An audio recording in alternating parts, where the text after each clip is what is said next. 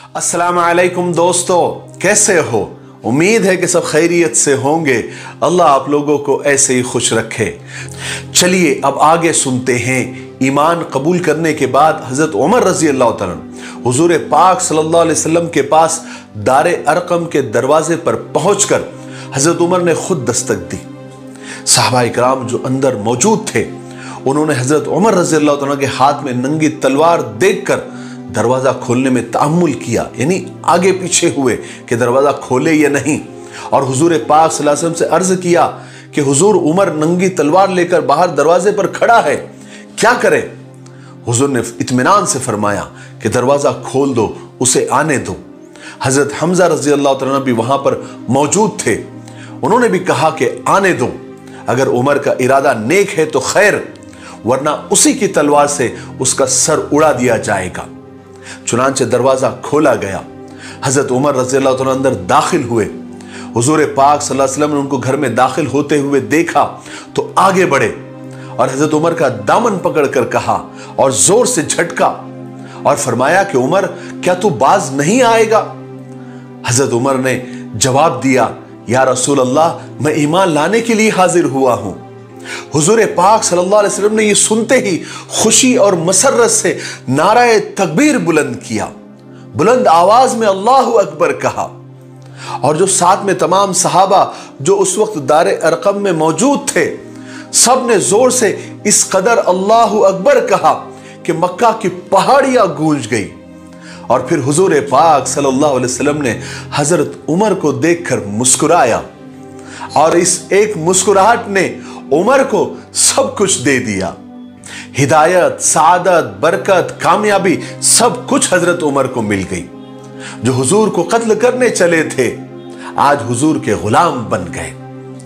हजरत हमजा रजी अल्लाह तआला, हजरत उमर रजी अल्लाह तआला के इस्लाम लाने की वजह से आप सल्लल्लाहु अलैहि वसल्लम को और इस्लाम को ताकत मिल गई। और उधर मक्का वाले खुशखबरी के इंतजार में थे।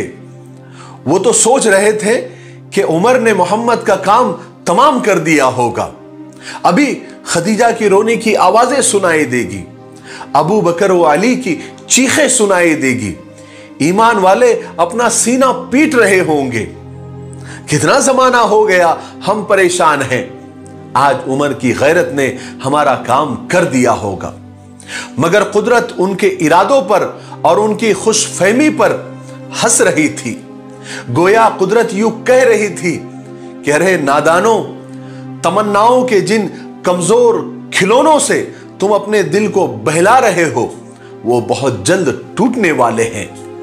तुम्हारे उम्मीदों के बाग उजड़ तो सकते हैं मगर लहलहा नहीं सकते, क्योंकि मोहम्मद से जंग खुद खुदा से जंग है। हजरत उमर रजी अल्लाह तआला ईमान लाने के बाद सीधा अबू जहल के घर पहुंचे और दरवाजे पर दस्तक दी। वो दुश्मन इस्लाम बाहर आया और बड़ी खंदा पेशानी से झुककर हजरत उमर का वेलकम किया, अहलन सहलन मरहबा। और काम के बारे में पूछा, उमर काम हो गया? हजरत उमर रज़ी अल्लाह ने फरमाया कि हां, खुदा का शुक्र है काम हो गया, मैं ईमान ले आया, मैं मुसलमान हो गया और हुजूर पाक सल्लल्लाहु अलैहि वसल्लम को यानी मोहम्मद को रसूल मानता हूं। यह सुनते ही अबू जहल झल्ला गया और पैर पटकता हुआ और बालों को नोचता हुआ वापस अंदर चला गया। हजरत उमर रज़ी अल्लाह तआला ने उसकी बेबसी पर मुस्कुराते हुए वापस हो गए। इसके बाद हजरत उमर हुजूर की खिदमत में हाजिर हुए और जाकर अर्ज किया कि हुजूर, अब हमको छुप कर और पोशीदा तौर पर घरों में नमाज पढ़ने की जरूरत नहीं है, बल्कि अभी अलल ऐलान खाने काबा में नमाज पढ़ी जाएगी और कोई भी हमारे रास्ते में आएगा तो उमर उसका मुकाबला करेगा। फिर क्या था, बिला रोक टोक ईमान वाले खाने काबा में नमाज पढ़ने लगे और इस्लाम को फैलाने का काम अब अलल ऐलान, छुप कर नहीं, अलल ऐलान होने लगा। यह नबूवत के 6 साल के आखिरी महीने का वाकया है। उस वक्त हजरत उमर की उम्र यानी एज 33 यानी 33 साल की थी। हजरत उमर रजी अल्लाह तआला के ईमान लाने के बाद मक्का में ईमान वालों की तादाद 40 हो गई थी, और ये तादाद हबशा में जो ईमान वाले थे उस तादाद के अलावा थी। हजरत उमर फारूक रजी अल्लाह तआला की ईमान लाने से कुरैश को और मक्का वालों को बहुत गहरा सदमा पहुंचा था, और उधर ईमान वाले खाने काबा में अलल ऐलान खुलेआम नमाज भी पढ़ने लगे थे, और बहुत सारे ईमान वाले हबशा में नजाशी बादशाह की पनाह में आराम से रह रहे थे। उन पर मक्का वालों का कोई जोर भी नहीं चलता था, और इधर हजरत हमजा और हजरत उमर की वजह से मक्का में ईमान वालों पर वो बिला डर और खौफ के हाथ भी नहीं डाल सकते थे। इसलिए मक्का वाले अब बहुत ज्यादा परेशान हो गए थे कि आखिर वो करे तो क्या करे। चुनांचे कुरैश ईमान वालों की इस बढ़ती हुई तादाद और उनकी फतेह को हाथ बांधकर नहीं देख रहे थे, बल्कि वो अपनी कोशिशों में लगे हुए थे और तरह तरह की तरकीबें सोचते रहते थे जिससे ईमान वालों की बढ़ती तादाद को रोका जा सके, और जो ईमान ला चुके हैं वो किसी तरीके से नबी की पैरवी करना छोड़ दें, क्योंकि सिर्फ 4 हफ्तों में 4 बड़े बड़े धक्के और धचके मक्का वालों को लगे थे। एक हजरत हमजा का इस्लाम लाना, फिर हजरत उमर का इस्लाम लाना, फिर आप सल्लल्लाहु अलैहि वसल्लम का मक्का वालों के सारे ऑफर को ठुकरा देना, और फिर बनु हाशिम और बनु अब्दुल मुत्तलिब ने मिलकर हुजूर की हिफाजत की जो कसम खाई थी। ये 4 ऐसे बड़े बड़े धचके थे, ऐसे 4 बड़े बड़े धक्के थे जो मक्का वालों को अभी ताजा ताजा लगे थे, जिससे वो बेहद परेशान थे। इसी मकसद से वो एक मर्तबा फिर जमा हुए, एक बड़ी मीटिंग की, और इस मीटिंग में मोहम्मद सल्लल्लाहु अलैहि वसल्लम का, उनके तमाम मददगारों का मुकाबला करने के लिए नई नई स्कीमों पर, नए नए प्लान्स पर गौर व खौस किया गया। काफी सोच व विचार के बाद उन सब लोगों ने यह तय किया कि अब मोहम्मद को और उनके साथियों को तकलीफें देकर, कत्ल व गारत गिरी कर कर उनको कोई फर्क नहीं पड़ रहा है। अब हम आखिरी बार अबू तालिब के पास जाएंगे, और अगर वो अभी भी मोहम्मद को हमारे हवाले नहीं करते तो अब हम मोहम्मद का, उनके तमाम साथियों का, उनके तमाम हिमायतियों का पूरी तरह से मुकम्मल सोशल बायकाट कर देंगे।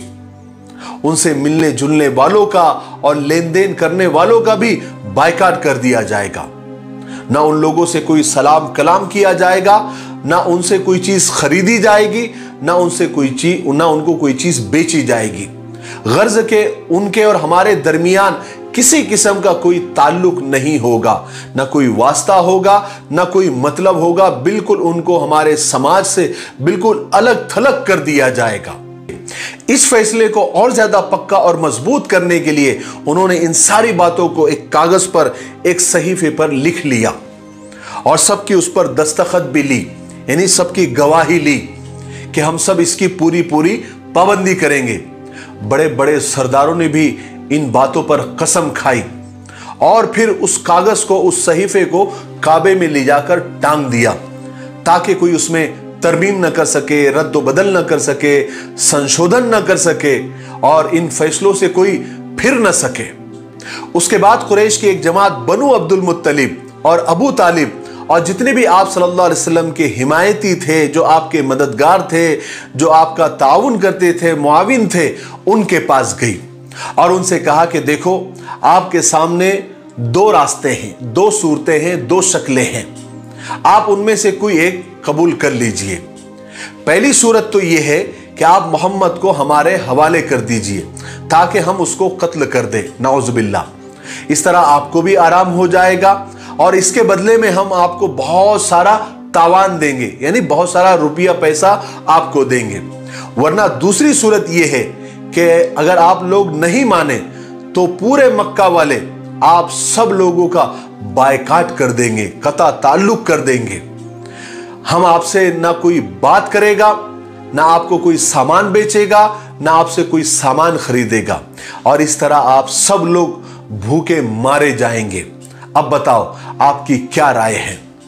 इस पर बनु अब्दुल मुत्तलिब, यानी अब्दुल मुत्तलिब की औलाद अबू तालिब और जो भी आप सल्लल्लाहु अलैहि वसल्लम के मददगार मुआविन की जमात थी, उन्होंने मोहम्मद सल्लल्लाहु अलैहि वसल्लम को उनके हवाले करने से साफ साफ इनकार कर दिया और कुरैश की जमात से कहा कि हम किसी भी हाल में, किसी भी कीमत पर मोहम्मद को तुम्हारे हवाले नहीं कर सकते।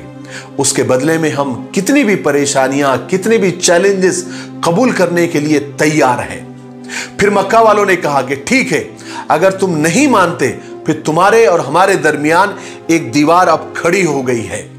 अब हम तुम्हारे सब का मुकम्मल बायकाट करते हैं। इस तरह कुरैश ने अब्दुल मुत्तलिब की औलाद का, बनु हाशिम का, आप सल्लल्लाहु अलैहि वसल्लम का और सहाबा का, ईमान वालों का, और जो ईमान नहीं लाए थे लेकिन हुजूर के मददगार थे, हुजूर को सपोर्ट करते थे, वो भी उसमें शामिल थे। सिर्फ अबू लहब इस बायकाट से अलग रहा क्योंकि वो शुरू से ही मक्का वालों के साथ था, जो ईमान वालों का मजाक उड़ाने में, उनको गालियां देने में सबसे आगे आगे रहता था। ये पहला आदमी था अबू लहब जिसने सारे लोगों को ईमान वालों के मजाक करने के लिए, दुश्मनी करने के लिए उकसाया था और इसी ने बायकाट की बात भी शुरू की थी। इस तरह बनु हाशिम और ईमान वाले और हुजूर पाक सल्लल्लाहु अलैहि वसल्लम और सहाबा सारे मक्का वालों से कटकर एक घाटी में कैद होकर रह गए जो शेब अबी तालिब के नाम से मशहूर है। मक्का वाले कोई भी इन लोगों से, यानी सहाबा से, हुजूर से और हुजूर की हिमायतियों से कोई मामला नहीं करता था। ना कोई राशन उन तक पहुंचने देता था, ना कोई चीज उनसे खरीदता था, ना उनको कोई चीज बेचता था, सिवाय 4 मोहतरम महीनों के जिनमें अरब हर किस्म की लड़ाई झगड़ा रोक देते थे। इन्हीं 4 महीनों के अंदर ईमान वाले और सहाबा उस कैद से बाहर निकल सकते थे और हाजी लोग इन्हीं मोहतरम महीनों में मक्का में आकर जमा होते थे। वो मोहतरम 4 महीने कौन से थे? मैंने पहले वीडियो में भी आप लोगों को बताया था। ज़िक़ादा, ज़िलहज्जा, मुहर्रम और रजब के वो महीने थे। मक्का के करीब ताजिर अपनी दुकान लगाते थे, बाजार लगाते थे। हुजूर पाक सल्लल्लाहु अलैहि वसल्लम इन्हीं 4 महीनों में भी उनके पास जाते थे, उन्हें अल्लाह के दीन की तरफ बुलाते थे, उन्हें जन्नत की खुशखबरी देते थे, जहन्नम से डराते थे और कहते थे कि अल्लाह को एक मान लो, मैं खुदा का पैगंबर हूँ और आखिरत की एक ज़िंदगी है जो मरने के बाद आने वाली है। आप सल्लल्लाहु अलैहि वसल्लम इन हालात में भी आपने दीन का काम नहीं छोड़ा। आप मुसलसल दीन का काम और लोगों को अल्लाह की तरफ बुलाने का काम किया करते थे। इस कैद बंद और बायकाट की वजह से ईमान वालों को बड़ी बड़ी तकलीफें उठानी पड़ी। जितना गल्ला, जितना राशन वो साथ लेकर गए थे वो जल्दी ही खत्म हो गया। भूख और प्यास जब हद से बढ़ जाती तो ये लोग कीकर के पत्ते खाकर वक्त गुजारते। सहाबा के बच्चे भूख से बिलबिलाते, तड़पते, यहां तक कि उनकी आवाज घाटी के बाहर भी सुनाई देती और ये संगदिल मक्का वाले, ये पत्थर दिल मक्का वाले बच्चों की बिलबिलाहटों को सुनकर खुश होते थे, कहे लगाते थे, हंसते थे। जब भी मक्का में कोई गल्ला या खाने पीने की चीज कोई बेचने आता, कोई ताजिर वो चीजें लेकर आता तो मक्का वाले लपक कर वो चीजें खरीद लेते ताकि ये गल्ला, ये राशन घाटी तक ना पहुंच सके। मगर सब लोग ऐसे नहीं थे, उनमें भी बहुत सारे रहमदिल लोग भी थे जो इस जुल्म को पसंद नहीं करते थे। वो लोग ऐसे हंसने वालों को बुरा भला कहते थे, उन्हें डराते थे कि तुमने मंसूर बिन इकरमा का हाल अपनी आंखों से नहीं देखा। ये मंसूर बिन इकरमा वो कुरैश का वो आदमी है जिसने ये बायकाट वाला मुआहिदा, ये एग्रीमेंट अपने हाथ से लिखा था। फिर अल्लाह की कुदरत देखिए कि उसका वो हाथ जिससे उसने वो एग्रीमेंट लिखा था उसे पैरालिसिस का अटैक आया, यानी उसका हाथ शल हो गया और फिर जिंदगी भर अच्छा नहीं हुआ। इस घाटी की कैद में जो ईमान वालों ने मुसीबतें उठाई उसका अंदाजा आपको इससे हो सकता है कि हुजूर पाक सल्लल्लाहु अलैहि वसल्लम के एक सहाबी हजरत साद बिन अबी वक्कास एक मर्तबा रात के अंधेरे में कहीं जा रहे थे। उनका पैर किसी गीली चीज पर पड़ा। वो इस कदर भूखे थे कि उन्होंने फौरन उसे उठाया और बगैर देखे उसको निगल लिया। हजरत साद बिन अबी वक्कास का ही दूसरा वाकया है कि एक मर्तबा वो रात के वक्त पेशाब के लिए निकले तो रास्ते में ऊंट की खाल का एक सूखा टुकड़ा यानी चमड़े का एक टुकड़ा उनको मिल गया। उन्होंने जल्दी से उसे धोकर आग पर जलाया, उसको कूट कर उसका आटा, उसका सुफूफ बनाया, फिर पानी के साथ उसको पी लिया। ऐसी कई रातें सहाबा ने गुजारी। बायकाट की मुद्दत बढ़ती चली जा रही थी, लेकिन बनु हाशिम, बनु अब्दुल मुत्तलिब, हुजूर पाक सल्लल्लाहु अलैहि वसल्लम और सहाबा निहायत हिम्मत के साथ इस मुसीबत का मुकाबला करते रहे।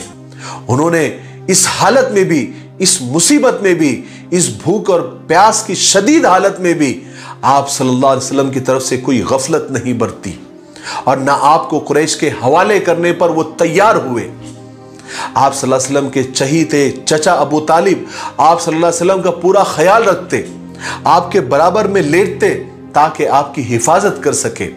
अगर चचा अबू तालिब को कहीं काम पर जाना भी होता या कहीं किसी और मकसद से बाहर निकलते या हुजूर से अलग होते तो अपनी औलाद में से किसी को उनके पास छोड़कर जाते ताकि उनकी जगह वो आप सल्लल्लाहु अलैहि वसल्लम की हिफाजत कर सके। जिनका बायकाट किया गया था यानी बनु हाशिम, बनु अब्दुल मुत्तलिब, आप सल्लल्लाहु अलैहि वसल्लम और सहाबा, इनके जो रिश्तेदार थे वो थोड़ी थोड़ी इनके साथ हमदर्दी किया करते थे और छुप छुप कर उनके पास खाना पहुंचा दिया करते थे। अगर ये रिश्तेदार बाहर के अगर ऐसा ना करते तो बहुत जल्दी बहुत सारे लोग भूख से मर जाते। ऐसे में ही एक शख्स हकीम बिन हिजाम भी थे।